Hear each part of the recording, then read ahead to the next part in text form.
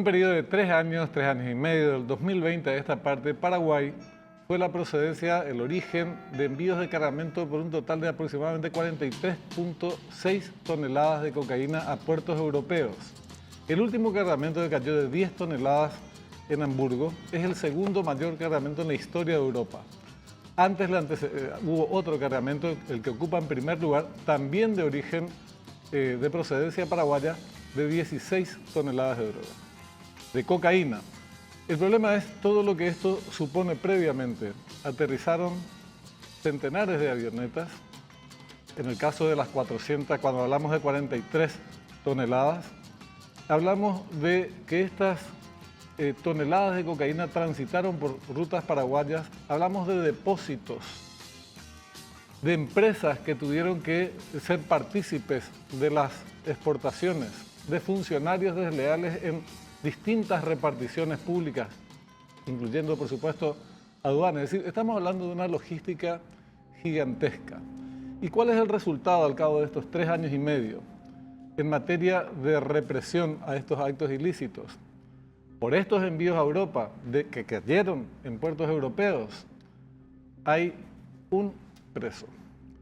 Podemos agregar a la lista, por ahí los archivos no fueron lo suficientemente, no hurgamos lo suficientemente, y hay 3, 5.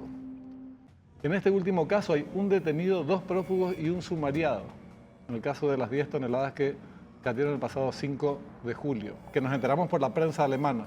Entonces estamos ante un problema de una magnitud impresionante que necesariamente cuenta con suficiente protección política, si no nos explicaría que funcione tremenda logística, pistas de aterrizaje, traslados impunes por el territorio nacional, depósitos y despachos aduaneros que van con el visto bueno de las aduanas de nuestro país.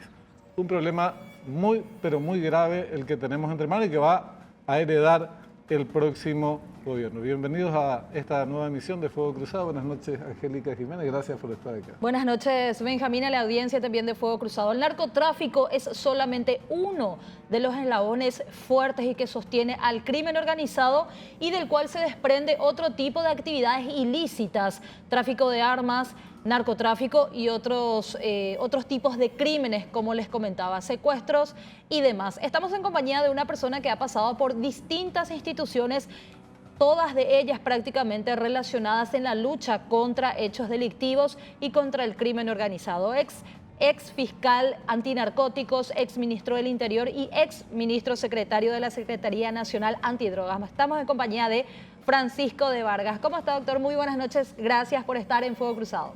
Buenas noches, Angélica. Buenas noches, Benjamín. Muchas gracias por estar. Bueno, en realidad soy yo el agradecido tener la oportunidad de estar en un programa de peso y acompañar las apreciaciones que de hecho ya ha empezado Benjamín, ¿verdad? Empezar diciendo que ni siquiera somos conscientes, sobre todo nuestras autoridades, de la gravedad del asunto. Sí. Y eso es preocupante. Mencionábamos un volumen impresionante de droga incautada en puertos europeos, Hamburgo y Amberes, 43,6 toneladas de cocaína. 43.600 kilos de cocaína. Es una cantidad insoportable. Pero esto es lo que cayó. Se supone que es parte de envíos muy superiores, porque si no, el narcotráfico dejaría de ser negocio. Se habrán enviado sumas muy superiores y acá está funcionando para el efecto un aparato, o varios aparatos logísticos muy grandes. Algunos titulares ustedes habrán visto, todos habremos visto. Estamos perdiendo la guerra contra el narcotráfico. La pregunta es, ¿estamos guerreando contra el narcotráfico? ¿O este tiene el campo libre y está avanzando a pasos bastante sostenidos, incluso en el marco de cierta protección pública, Francisco? Primero quiero empezar sobre lo que dijiste. 43 toneladas es lo que se incautó. Sí. No tenemos idea de cuánto es lo que no se incautó. Siempre se ha hablado de que un 10% es lo que se incauta. La verdad, yo no tengo idea de dónde sacaron ese número. Puede ser mucho menor el porcentaje de incautación que 10%. Continuar porque la gente de repente se pregunta por qué es un negocio tan grande el tráfico de drogas, ¿verdad? Yo quiero resumirlo diciendo que hay una diferencia de precios brutal entre el punto de producción, que en este caso sería de Sudamérica, ¿verdad? Claro. Y los puntos de consumo, ¿verdad? Porque justamente la dificultad consiste en traspasar las fronteras. Por ejemplo, el continente donde más cara es la cocaína es Australia, porque es donde más cuesta hacer llegar la mercadería, ¿verdad? Se habla de que en puntos de producción como Colombia, Ecuador, 1 kilo de cocaína orilla, dependiendo de su calidad, entre los 5 y 10 mil dólares, tal vez más hoy en día. En Europa, eso ya se multiplica por 10 o por 15. Y lo que no se tiene en cuenta es que ese 1 kilo otra vez sirve para hacer 4 o 5 kilos. ¿Verdad? Entonces el valor por el cual se multiplica la mercadería es exponencial. Eso hace que sea un negocio brutal, ¿verdad? Vos hablaste de que Paraguay se ha convertido en un... utilizaste una palabra que a mí me gustó mucho, un hub, ¿verdad? Un hub viene a ser un centro de acopio que provee condiciones logísticas para que la droga sea finalmente exportada a otros puntos donde tiene que llegar para su consumo, ¿verdad? Y Paraguay se encuentra geográficamente ubicado en el corazón o al lado, en este caso, de países de productores, grandes productores como lo es Bolivia, muy cerca de Ecuador y Colombia, ¿verdad? Ofrece condiciones, disculpen que les diga, pero ideales para todo esto. Espacio aéreo no controlado, fronteras no controladas, fronteras secas, autoridades y políticos corruptos. Y bueno, si yo fuera narcotraficante también pondría mis ojos en Paraguay para esto, ¿verdad? Un país de grandes oportunidades, digamos. Sí, de grandes oportunidades. Y toda esta operativa, todo este negocio, y hay que admitirlo, está en franco crecimiento. Sí. Hiciste alusión hace rato a una frase que se trae a colación en forma muy frecuente. Estamos perdiendo la lucha. Yo no creo que esa sea la pregunta, Benjamín. Yo creo que aunque se asuma que se está perdiendo la guerra contra el narcotráfico, son batallas que no podemos dejar de librar. Claro. Y yo voy a poner un ejemplo que para mí es grave e ilustrativo, que se hizo hace unos años y todos ya sabemos quién es el responsable de haberse levantado los puestos de control en los puertos privados marítimos. Hoy sabemos, sin lugar a dudas, que la gran cantidad de droga que llega a Europa va en contenedores por vía marítima, ¿verdad? Sí. Y levantar esos puestos de control para mí no tiene explicación alguna. Por ahí el responsable salió y dijo, bueno, resulta que no es muy efectivo y no hay mucho presupuesto para eso.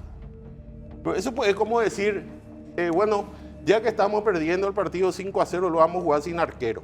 Claro. No tiene sentido. Y mira, a mí me parece gravísimo eso y no sé si las autoridades, en este caso Ministerio Público y Judiciales, han tomado la debida consideración de la gravedad de ese tipo de actitudes, que si luego las sumas a otras cuestiones, y me refiero a la misma persona, a mí congruente su actitud, ¿verdad? Justamente 43 toneladas de cocaína a Europa, de lo que se puede contabilizar, de lo que uno pudo por lo menos informarse a través de las instituciones del Estado. ¿Cuál es el problema real? Usted que estuvo antinarcóticos, Ministerio Público, Senat, Ministerio del Interior, ¿es realmente falta de control? ¿Es una desidia adrede de parte de las instituciones y las fuerzas de seguridad? Aquí también es la impunidad, corrupción, porque no puede ser tanta cantidad de cargamento que exportó Paraguay a Europa y solamente en este caso, en el último que mencionaba Benjamín, un detenido y otros que fueron detenidos en otros países y no precisamente Paraguay. No puede ser que no caiga absolutamente nadie y los que caen son los famosos considerados pliquis, el que cargó la cocaína, o el que la envió o un funcionario de aduanas, los demás arriba, ¿por qué nunca caen? Y eso explica lo que Benjamín dijo al inicio. La conclusión necesaria es que hay encubrimiento, que hay permiso por parte de la autoridad encargada de esta persecución. Y yo, sinceramente y de frente les digo, yo no puedo entender que este funcionario que inicialmente dijo no haber visto, luego parece que dijo que no supo interpretar la supuesta imagen del contenedor, esté solamente sumariado. Claro. Eso no tiene ningún sentido. La fiscalía imputa a gente y procesa y hasta condena por muchas cosas mucho menos graves, ¿verdad? No puede ser que se hayan incautado 10 toneladas en Hamburgo y acá tengamos 2 procesados y un prófugo, un detenido. Y ya queda nuevamente expuesto este tema de la utilización de documentos auténticos de contenido falso. Ahí quiero traer a colación lo que realmente felicito está haciendo ya en su último periodo esta nueva administración con la implementación de los nuevos pasaportes y cédulas con chip. Porque es cierto, no son invulnerables, pero es mucho más difícil falsificar ese tipo de documentos. Porque hoy día son trazables. Si el funcionario Francisco de Vargas emitió un pasaporte número tal, queda registrado en el sistema que él es el responsable de haber enrolado o introducido los datos. No tenemos ni idea, y mucha gente no se anima a decir lo que voy a decir hasta ahora, no tenemos ni idea de la cantidad de documentos de contenido falso que ha expedido el Departamento de Identificaciones de la Policía Nacional. Así mismo. Y frente a este caso de las 10 toneladas, y de las 33,6 anteriores, el tema es, nosotros podemos arrancar por la llegada de las avionetas, son centenares de avionetas, aterrizaron en territorio paraguayo, en pistas clandestinas. ¿Dónde están esas pistas? ¿Por qué no se las inutiliza? ¿Por qué no se les apresa o investiga a los propietarios de esas propiedades? ¿Qué pasó con ellos? Después está todo el tema de los lugares en donde se acopia la droga. Y después está el tema, pero empecemos por el lado más fácil. El funcionario de aduana que decimos, el último eslabón, el más débil de toda esta cadena seguramente, el más chiquitito. El tipo no puede decir que no vi 10 toneladas. Y además que no eran 10 toneladas que se tiraron la cocaína y se las mezclaron con sésamo, eran bolsas de cocaína, un ciego. Pero no pasa, Benjamín, porque este funcionario sea el último o el eslabón más débil de la cadena. Es lo que tenés. Sino que puede ser el punto de partida a eso para me refiero. una investigación. No, justamente. ¿Verdad? Acceder a su teléfono celular, sus contactos, los Tu mensajes. jefe, ¿quién lo ordenó? ¿Quién lo ordenó? Alguien te ordenó, ¿verdad? Entonces, a partir de, por eso te decía, empezar por lo más concreto, lo más elemental, no el jefe de la red criminal, lo más concreto, lo que tenés a mano. Sumario, como un sumario administrativo. Te juro, yo no soy abogado, no soy fiscal, pero es una cuestión de sentido común. Primero tiene que estar detenido con súper custodia porque es el punto de partida, como decía, usada esta expresión, para obtener información de quienes le ordenaron hacer eso. Independientemente de si eso le costó 5.000, 10.000, recibió 20.000 dólares. ¿Quién te ordenó hacer esto? ¿Quién es tu superior? Y si no dice, bueno, ¿qué Por información supuesto que él no va a hablar. Primero porque le asiste el derecho de no declarar o de abstenerse de declarar. Partimos luego de esa base. Pero a partir de él se puede llegar. Yo siempre pongo como ejemplo, y no es nomás apropiado utilizar ejemplos propios, valga la redundancia, pero bueno, el famoso operativo Águila Negra que nos tocó hacer el 10 de noviembre de 2012 en la Senada. Fueron 1.800 kilogramos de cocaína, 1.800 y cola, que se incautaron en Paraguay. Pero no es la droga nada. Ahí fueron aprehendidos 24 ciudadanos de 4 nacionalidades. Ustedes saben que hoy día los 24 están con condena firme. Ni uno solo se salvó. Eso es desmantelar una estructura. Claro. No averiguar quiénes fueron los ciudadanos. Los muertos que no eran muertos. Que constituyeron la sociedad. Encima se supo creo que 10 días después, por supuesto, uno de ellos ya está prófugo. Los dos están prófugos. Los dos. Le detuvieron a otro. Ahora, y además ahí también hay qué estudio jurídico participó, cómo se constituyeron esas empresas. Hay también otras líneas de investigación y tampoco hay resultados. No sabemos ni si se tomaron en cuenta esas líneas de investigación. Para hacerla corta, y porque fue tu pregunta al inicio, yo creo que no se hace lo que se tiene que hacer. Y discúlpeme, no puedo llegar a otra conclusión que la de no existe la voluntad. Y eso es lo que me preocupa. ¿Ya? Yo no puedo creer que después de todo esto, aún siga la Secretaría Nacional Antidrogas sin poner o reponer los puestos de control de contenedores en los puertos privados. Sí. Es como, vuelvo al ejemplo anterior, seguir teniendo el arco sin arquero. Recordará también usted, hace algunas semanas se detenían a 2 ciudadanos de nacionalidad italiana, a quienes los involucraron en la mafia más importante a nivel mundial y que aglutina prácticamente todo el crimen organizado, esta mafia italiana 'Ndrangheta. Sí. Días después cayó este cargamento con 10 toneladas de cocaína. Paraguay, no, como decía Benjamín en radio también, no nos tiene que sorprender la detención de estas 2 personas. Ellos ya están instalados desde hace años en Paraguay. Ahora nada más se visibilizó a consecuencia de su detención y posterior expulsión del país. Paraguay está haciendo ojo también y preferencia de mafias a ese nivel, a ese punto, doctor. Primero que nada, hay que explicar lo que es la 'Ndrangheta. Estamos hablando de una de las, si no una de las más grandes del planeta. Sin duda. Se habla de que la 'Ndrangheta es inclusive más grande que el primero Comando Capital. Sí. ¿Verdad? Y su área de expansión siempre fue entre Europa y Europa del Este principalmente. Hoy día, hace tiempo ya, como bien decís, sus tentáculos han aterrizado en nuestro territorio. Ahora se supo, ahora se puede probar que la 'Ndrangheta esté operando en Paraguay. Me parece gravísimo. ¿Verdad? A mí me hizo dudar un poco porque de repente coincidió. Y se van a dar cuenta ustedes con la visita del presidente italiano que también días estuvo antes por de la acá. detención, Y bueno, sí. pero después ocurrió lo del procedimiento.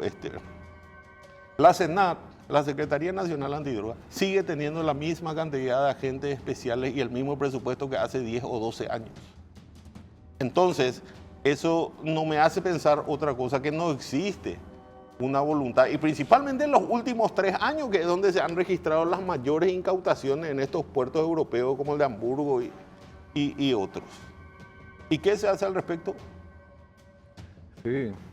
Y este tema, el apresamiento de estas 2 personas, jóvenes, homónimos, no me acuerdo ahora el nombre de ellos, el mismo nombre y apellido,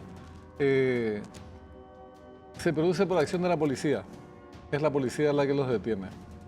Y después sabemos que son de la 'Ndrangheta y compañía. Empezamos a revisar. Y ocurre que esta organización criminal hace pie en América Latina y en Uruguay en el 2017. Y que el fiscal Pecci, poco tiempo antes de su fallecimiento, ya estaba tomando cartas en el asunto con sus pares de la región, diciendo que ya teníamos incorporado a nuestro lenguaje no solamente PCC, Comando Vermelho, Clan Rotella, sino incorporar 'Ndrangheta, porque es un problema. Y lógico, si esta droga va a Europa y si la 'Ndrangheta controla el 80% del mercado del narcotráfico europeo, 80%, y Es natural que estén acá. Es natural que esa droga sea para ellos y que estén acá, en consecuencia. Sí. Imagínate, hablando de poderío de esta organización, según informaciones periodísticas, no son oficiales, el manejo de drogas que ellos hacen en Europa y en otros países, otras regiones, es por valor de $70.000 millones año. Casi el doble del Producto Interno Bruto de Paraguay. Entonces, contra esto estamos lidiando. Por eso yo decía lo de la guerra que estamos perdiendo, no lo digo por nosotros no decimos eso justamente, es un error decir estamos perdiendo una guerra que ni siquiera la libramos. Ni siquiera vemos que estamos siendo bombardeados, atacados salvajemente. Ni nos damos cuenta. Ni nos damos cuenta. Es tremendo. quiero hacer hincapié en lo que dijiste, en los recursos, en los recursos con que cuentan estas organizaciones criminales. En ese sentido, estamos destinados a perder 6-0, 6-0 en términos tenísticos, ¿verdad? 70 mil millones de dólares. 70 mil millones de dólares. Año. ¿Y cuánto es el presupuesto? El presupuesto de la Senada, si no me equivoco, es 10 o 11 millones de dólares. Año. Y 400 agentes especiales. Y encima otra vez levantamos los puestos de control por donde hoy día sabemos que pasa la mayor cantidad de cocaína que por Paraguay con destino final a Europa. Ni tampoco hubo voluntad, y vos que fuiste director de Senado habrás sufrido las consecuencias de incorporar tecnología, porque una es la cantidad, los recursos humanos. Después están los recursos tecnológicos, te ayudan de una manera extraordinaria. Tener el control del espacio aéreo, como decías. No tenemos ni siquiera el control de nuestro espacio aéreo. Y no tenemos otros mecanismos tecnológicos como para seguir determinadas pistas de investigación. Benjamín, yo quiero recordarte, y no sé si lo voy a hacer, si cómo va a quedar esto bien o mal. Yo estoy procesado y condenado por haber adquirido equipos tecnológicos de intrusión para la Secretaría Nacional Antidroga. Claro. Ese es el premio que uno recibe cuando hace este tipo de incorporaciones tecnológicas. Que son clave. Si no, no jugás el partido. Vamos a seguir jugando sin arquero, entonces. Sí mismo. El flagelo también a menor escala que en Drangheta, que PCC o Comando Bermelo, pero por ahí cerca, son estos clanes familiares que polulan en Asunción, Gran Asunción y un poco más. Creo que uno también había surgido en Concepción. Estos son los que de manera directa se siente la ciudadanía, estos clanes que por impunidad y corrupción cada día van creciendo y van aumentando justamente sus tentáculos. ¿Cómo es que ni siquiera eso se puede batallar? Y estoy hablando de Gran Rotela, que es el más conocido. Creo que hay ahora 3 o 4 planes Ledesma, nacionales, Río, vamos a decir. Pachi 40 y demás, Pabellón 40 y demás. Es decir, justamente la impunidad de corrupción está permitiendo que esto se pueda expandir y es el que siente el daño a la ciudadanía directa. Ahí entra un poco una cuestión sobre la cual hay que poner el ojo, ¿verdad? Porque estos clanes, como empezando por el clan Rotela, emulan pues las prácticas y las actividades de estos, el primer comando Capital o el primer comando Vermelho, que son las organizaciones de Brasil. Ellos han descubierto ya hace décadas la importancia de reclutar y organizarse en las cárceles. Fíjense dónde nos crea más problemas el clan Rotela. En las cárceles. Desde una cárcel. Entonces, ya no pasa solamente por el tema, por los organismos de seguridad. Estos controles y represivos tienen que extenderse también a nuestras cárceles. Así es. Porque se organizan allí. Son organizaciones iniciáticas donde ellos le exigen cierto tipo de actividades para ser admitidos y van ascendiendo en unos escalafones que tienen. Y nuestras cárceles, discúlpenme, cada vez están peores.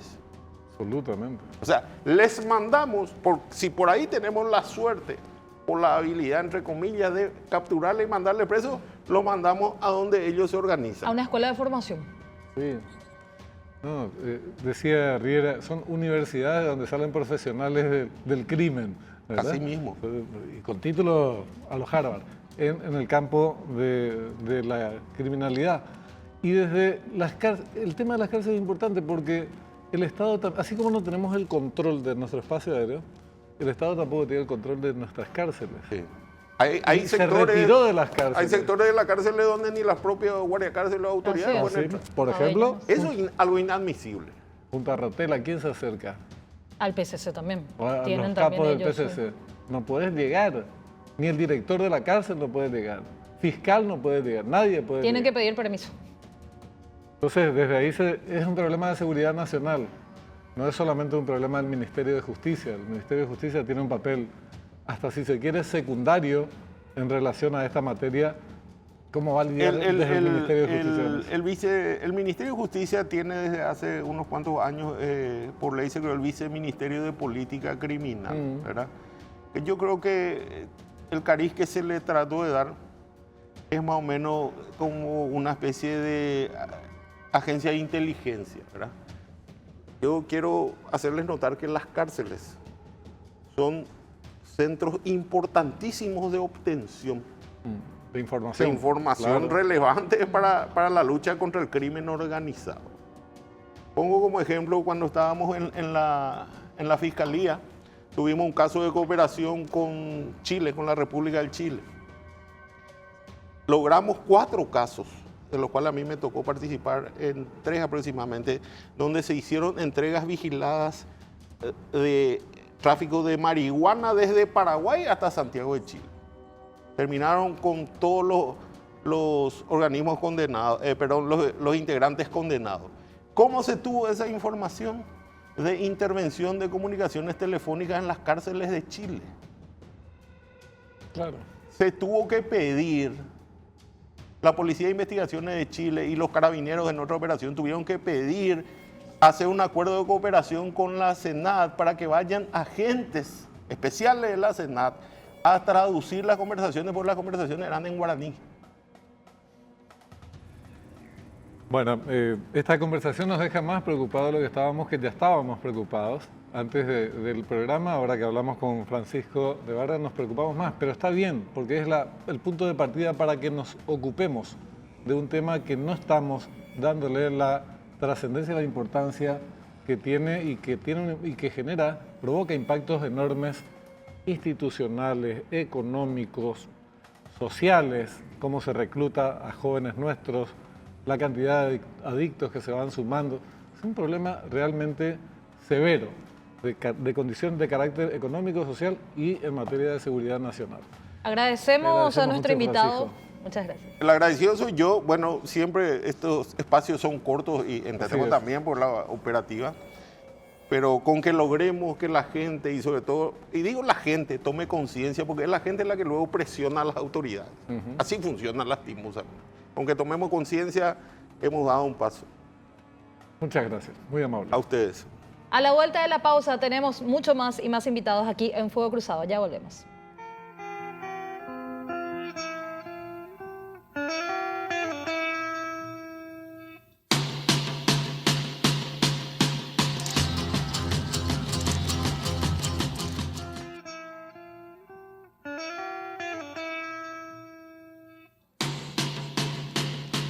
Segundo bloque de Fuego Cruzado, vamos a compartir con un invitado en el que van a estar puestas las miradas de no pocos paraguayos, de muchos paraguayos, a decir verdad, que aguardan prontas medidas de la empresa que va a tener a su cargo dirigir. Señora. Una de las campañas más esperanzadoras y desafiantes del presidente electo Santiago Peña fue Plata en tu bolsillo, en donde explicaba que todo sube, todo producto sube debido a la suba del combustible. ¿Y cómo es esa ecuación? Sube el combustible, sube el flete, sube los precios también de los productores y esto se traslada al consumidor final. Plata en tu bolsillo es lo que todos los paraguayos queremos y el combustible tiene mucho que ver. Por eso es que está invitado aquí en Fuego Cruzado el señor Eddie Jara, futuro presidente de Petropar. Buenas noches, presidente, ¿cómo le va? Buenas noches, Angélica, buenas noches, Benjamín, mis respetos para la teleaudiencia, un placer estar aquí. Bueno, igualmente poder compartir contigo y esto que decíamos y que señalaba Angélica, el tema de la plata en el bolsillo y las expectativas que son muy grandes y toda la gente va a estar muy atenta a las primeras medidas que se vayan a tomar desde la petrolera en el sentido de que tiene un impacto directo no solo en la economía, sino en el bolsillo de mucha gente, tanto en lo que respecta a las naftas, al diésel y demás, como también al tema del gas. ¿Cuáles son esas primeras medidas que se aguardan y el momento aproximado de su definición? Hay una frase que el presidente electo Santiago Peña me dijo cuando me invita a liderar esta empresa a partir del 15 de agosto. El Paraguay ya no puede esperar. Y me aclara que, digamos, durante su campaña, con todos los recorridos a nivel país, la gente le decía, le pedía muchos temas y uno de los temas que iban siendo continuados, una de las grandes quejas, uno de los grandes reclamos era justamente el costo del combustible y además el costo del gas, el gas para cocina, el gas doméstico. Entonces, el señor presidente Santiago Peña me dice, necesitamos, y vos que conocés la empresa, que vuelva a ser esa empresa que estuvo cerca a la gente 5 años atrás. Queremos que sea de vuelta considerada Petropar como aquella empresa que beneficia al bolsillo de la gente, ¿sí? Y eso lo vamos a hacer reduciendo precios. Esto no es solamente una promesa de campaña, necesitamos poner todo el foco para la reducción de los precios de combustibles. Entendemos que se puede. Vos conocés el rubro, conocés la empresa, ya los ha hecho, o sea, vos y todo tu equipo lo han hecho en el pasado, y quiero que eso se vuelva a ocurrir ahora, se vuelva a hacer, y sin perder tiempo, porque de vuelta el Paraguay no puede esperar. Eso, si se puede el primer día en que entramos, que se haga. Y si no, dentro de los primeros 100 días, pero necesitamos volver a que esta empresa beneficie al bolsillo de la gente. Petropar, tenemos entendido, tiene una estructura de costos, como toda institución también que justamente provee este tipo de servicio, una estructura de costos en donde hay ciertos márgenes donde Petropar tiene ganancias y donde también decía Santiago Peña devolver a Petropar la competitividad, volver a Petropar lo que era antes y que cada estación de servicio, cada sucursal, cada infraestructura vuelva a recaudar lo que antes recaudaba. ¿Se pueden reducir algunos costos de esa estructura donde hay ganancias y de esa manera reducir acá para que el precio del combustible baje directamente al consumidor? Creo que esa es una ecuación que usted ya planteaba. Es posible porque de manera directa reducir los precios tampoco le conviene a Petropar y creo que no tienen ustedes una política de subsidio tampoco. Indudablemente que sí se pueden reducir los costos. Indudablemente que tampoco, y confirmo acá que no va a haber subsidio. Cuando se habla de reducción de precios, se habla sin perder plata. Petropar no va a entrar a perder plata. Esto no va a ser un precio político o un precio artificial, ¿sí? Eso es categórico. Y con respecto al tema de costos, conocemos muy bien la estructura, conocemos bien cómo se maneja. Vamos a entrar nosotros, primero con 2 frases, pensar fuera de la caja, cómo es que nosotros vamos a poder reducir algunos temas que por ahí otros ya lo tomaron como que son habituales o que no se pueden cambiar. Nosotros vamos a entrar probablemente a cambiarlos, y vamos a ser competitivos, como bien dijo el presidente electo.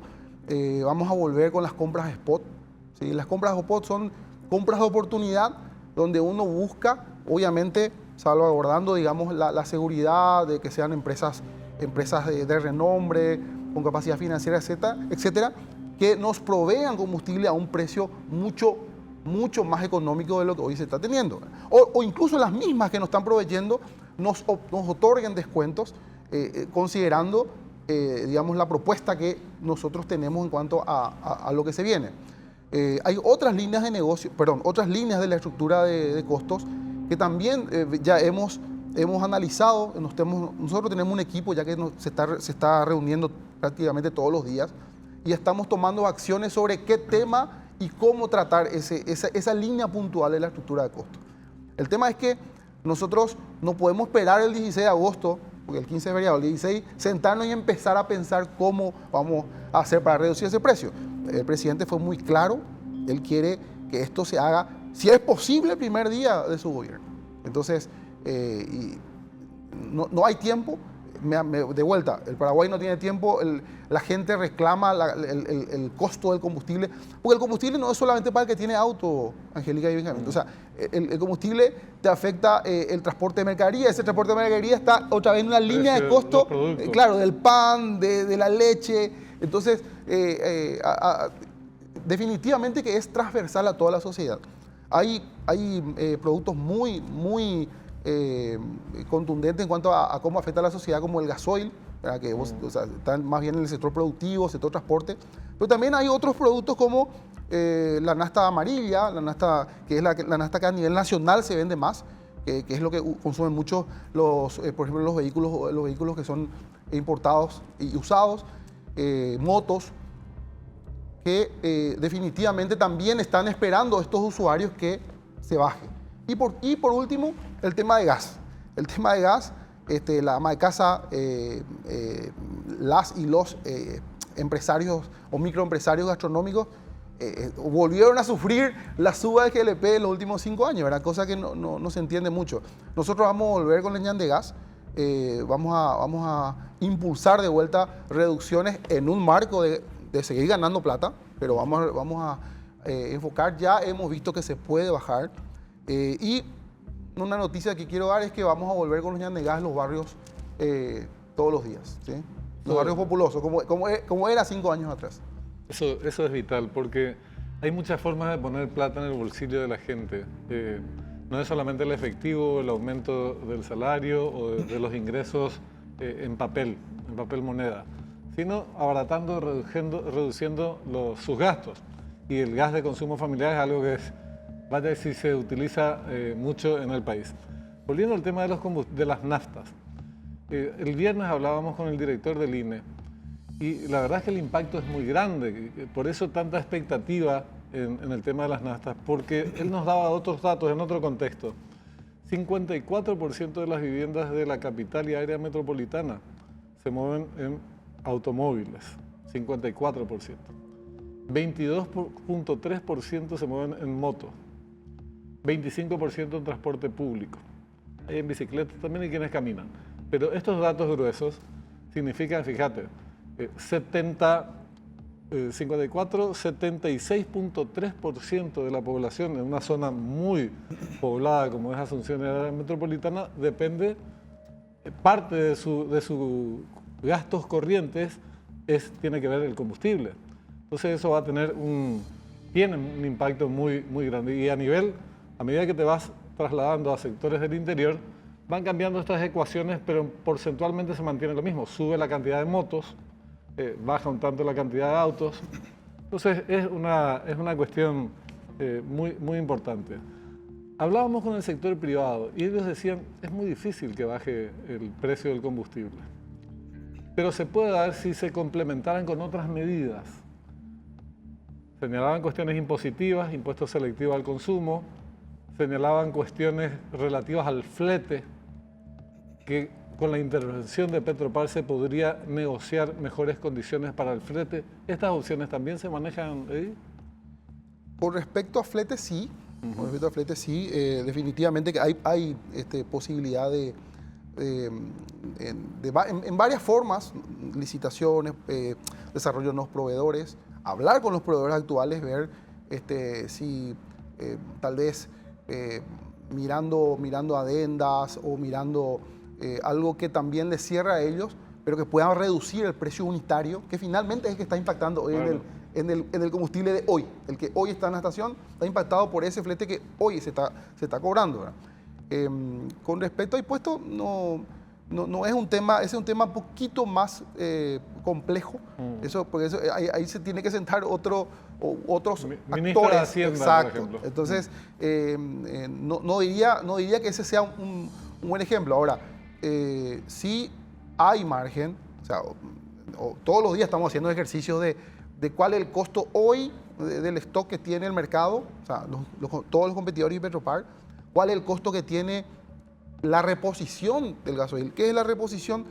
El gasoil que vas a comprar para reponer el que estás usando ahora. Entonces, ese costo todavía tiene margen. O sea, nosotros tenemos margen aún en todos los productos como para hacer una propuesta de reducción. Cuando hablamos de reducción no hablamos de algo pequeño, ¿verdad? Hablamos de algo que signifique realmente un beneficio para el bolsillo de la gente. ¿Por qué? Y acá te quiero dar un dato, Benjamín, si me permitís. Sí, claro. Nosotros necesitamos, y esto también fue un pedido del presidente electo, necesitamos mejorar la calidad de vida de la gente. Nosotros hicimos hace unos meses un análisis de una estación particular, una estación de servicio particular que había bajado muchísimo el volumen de venta. ¿Sí? El volumen de venta, vendía 300.000 litros por mes, bajó a la mitad.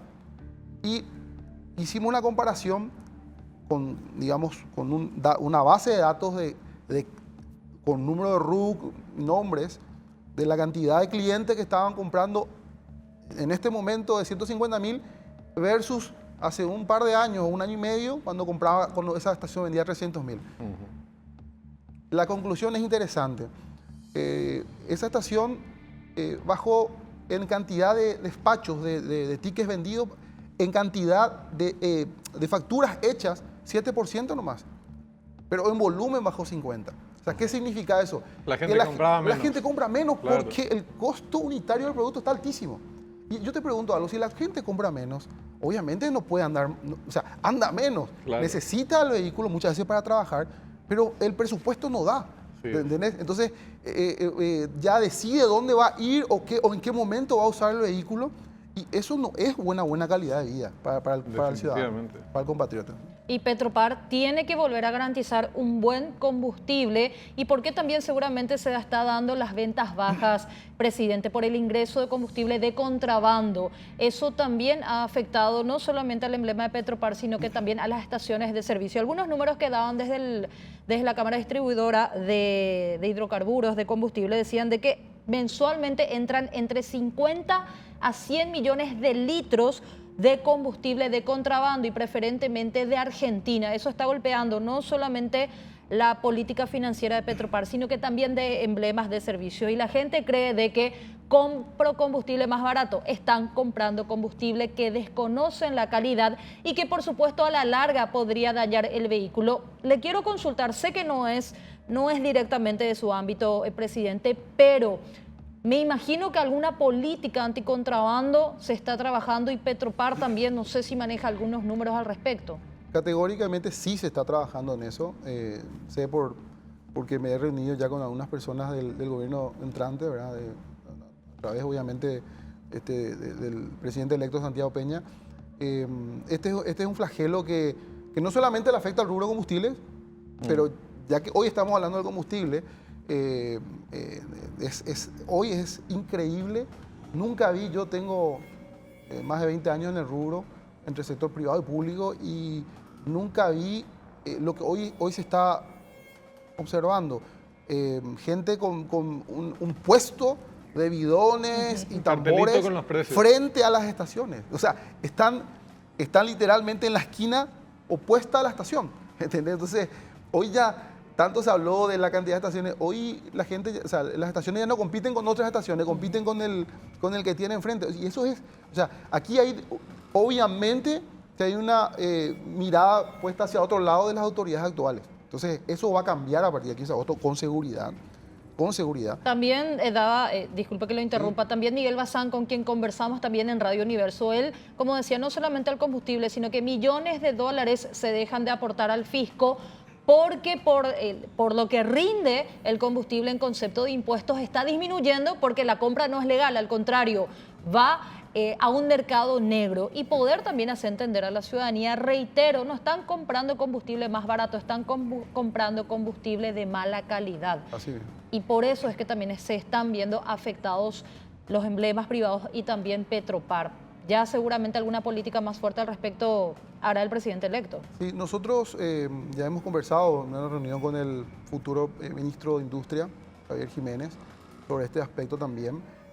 Van a venir controles mucho más eficientes y controles más presentes, porque los últimos 5 años, la verdad que los controles que existían 5 años atrás, como que dejaron de existir llamativamente, pero se van a volver a estos controles. El mercado necesita estar mejor regulado, también un poco para garantizar, como decís vos, Angélica, la calidad de los combustibles. Mucha gente está rompiendo motores hoy por cargar cosas que incluso yo tiendo, con los indicadores, tiendo a creer que no solamente el contrabando se vende en bidones. Ese es una evidencia nomás del contrabando. Los grandes volúmenes del contrabando están entrando en estaciones de los emblemas, sin que los emblemas, o sea, puedan hacer nada. Entonces, por eso que los emblemas, incluyendo Petropar, están pegando el grito al cielo. Ahora, con respecto a lo que dijo Miguel Bazán, totalmente de acuerdo. Acá hay un tema de que no entra el impuesto y en el caso de Petropar es doble. O sea, es un doble impacto negativo para el Estado porque Petropar, cuando gana el dinero que tiene que ganar por el volumen de venta que tiene que tener, además con esas ganancias, además de obviamente apoyar al bolsillo de la gente con reducción de precios, te dije yo que es en un escenario de ganar igual. Entonces, aún reduciendo precios, Petropar gana y esa ganancia después se va al Tesoro en algo que se llama aporte intergubernamental. Entonces eso también es un segundo ingreso que deja tener el Estado por culpa de esto. Felizmente te faltan 17 días para el cambio de gobierno.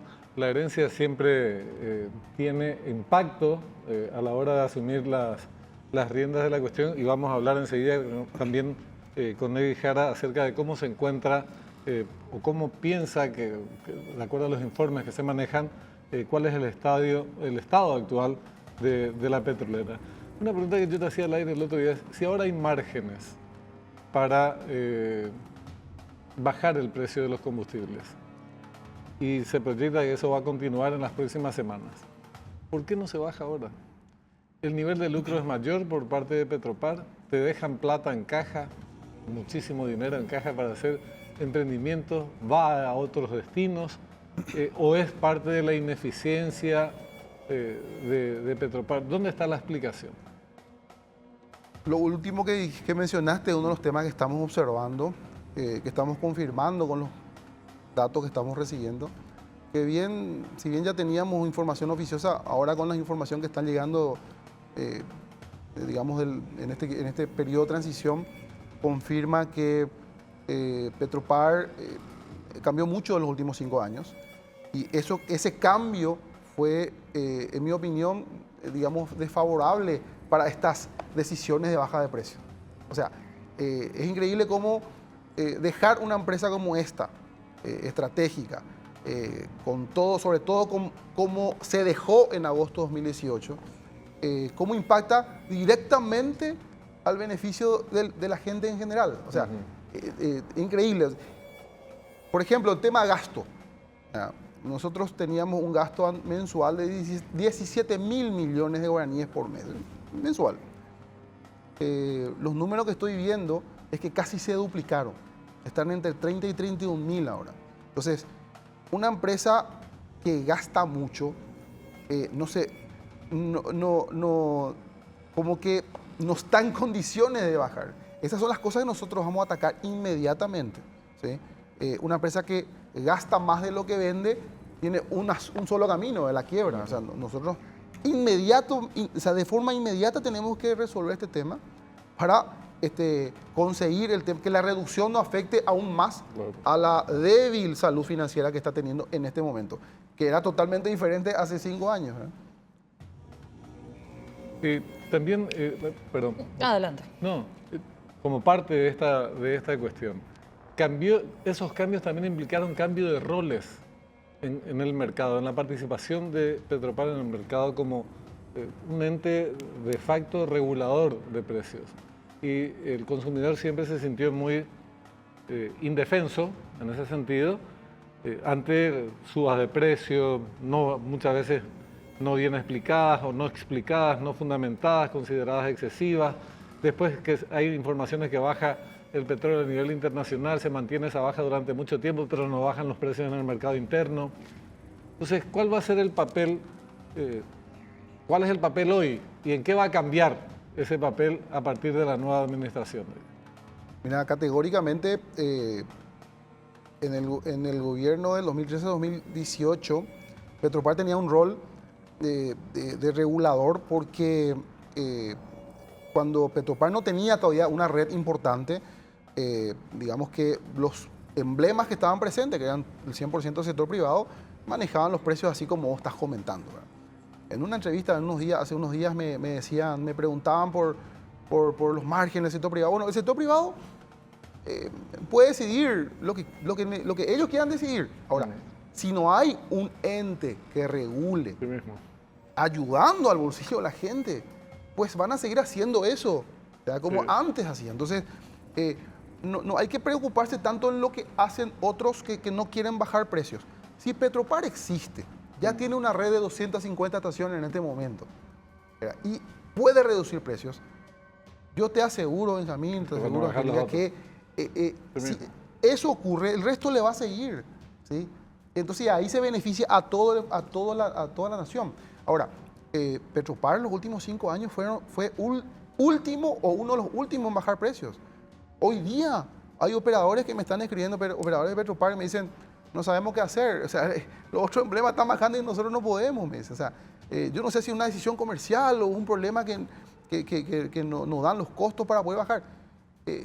Y son ambas cosas. O sea, nosotros, sin embargo, como de vuelta, conocemos la empresa, conocemos el rubro y ya hemos hecho esto en el pasado, yo no tengo dudas y de vuelta les quiero pedir un poquito a la gente que tenga la confianza de que nosotros vamos a beneficiar su bolsillo y vamos a hacer la reducción. Una última consulta antes de despedirnos ya también, presidente, con respecto al informe o algún informe que le estén ya haciendo llegar con respecto a esta administración de Petropar. En 17 días tomarán la administración de uno de los entes más técnicos complicados también. Igual usted mencionaba sus años dentro de este rubro, pero igual no es fácil. Están muy comprometidos con la ciudadanía, mucha esperanza, baja el combustible y prácticamente es un alivio para miles y miles de paraguayos, no solamente en ese rubro, sino que también en otros. ¿Cómo en el último informe están encontrando Petropar? ¿Algún detalle que ustedes tienen ahora o lo van a dar a conocer después del 15? No, mira, yo puedo adelantar algunos datos sin problema. Obviamente vamos a ir confirmando esto. Nosotros, como ya te hablé de gastos, nosotros habíamos dejado en bancos, en cajas, y yo te puedo mostrar detalle por detalle, banco por banco, una suma de más de 200 millones de dólares, fruto de los negocios y los buenos negocios y los buenos márgenes, o sea, la venta que se tenía. Ese mismo año, de 2018, que se dejó en agosto, ese año se cerró con 10 millones de ganancia. O sea, era una empresa que seguía acumulando. ¿Por qué necesita acumular Petropar? Decía, ¿por qué no se lleva todo eso margen? Porque necesita pagar esa famosa deuda grande que tiene. Pero igual se reducía, eran líderes, Petropar era un líder para reducir precios. Hoy no. A mí me dicen que ese 200 millones hoy quedó 40. Eso es la información. Todavía no recibí pero digamos, la información oficiosa que tengo que hoy hay solo 40 millones ya. Me dicen que incluso ya hubo problemas de pago a proveedores del exterior, cosa que es vergonzoso. Yo no puedo creer que eso sea cierto. ¿Sí? Me dicen que hay intención de un proveedor de cobrar $500.000 de intereses por factura impaga. O sea, pero eso tiene sus antecedentes, recordarás. Claro. Hubo empresas a las que se pretendió pagar 7, 8 millones de dólares hasta con dictamen de la Procuraduría. Claro, pero en este caso es el proveedor de producto, es el proveedor habitual de producto. O sea, es como que vos le debas al supermercado, o sea, para tu comida diaria. Se significa que son indicadores llamativos y de alerta de lo que está pasando. ¿Sí? Nosotros habíamos dejado un patrimonio. El patrimonio es, si vos agarrás la empresa y decís, quiero liquidar, no vamos a liquidar, quiero explicar nomás con un término contable. ¿Cuánto vale? ¿Cuánto cuesta? Exactamente. ¿Cuánto cuesta? Pagando todo lo que debes, incluyendo PDVSA, pagando todo lo que debes, cuando dejamos ya, 70 millones de dólares. Más o menos 70 millones de dólares. Es lo que valía contablemente la empresa, del patrimonio neto. Me dicen que ese número hoy bajó a 26 y sigue bajando. ¿De cuánto a cuánto, perdón? De 70 a 26. ¿Verdad? Recordemos un poco a la ciudadanía que el gobierno de 2013 a 2018 encontró en menos 135 millones ese patrimonio, o sea, negativo. Lo dio vuelta al negativo y lo dejó en positivo en 70. Hoy está bajando. Me dicen que hay una pérdida mensual entre 15, pérdida ya después de todos los ingresos menos todos los gastos, línea final de resultados mensual entre 15 y 20 mil millones negativo.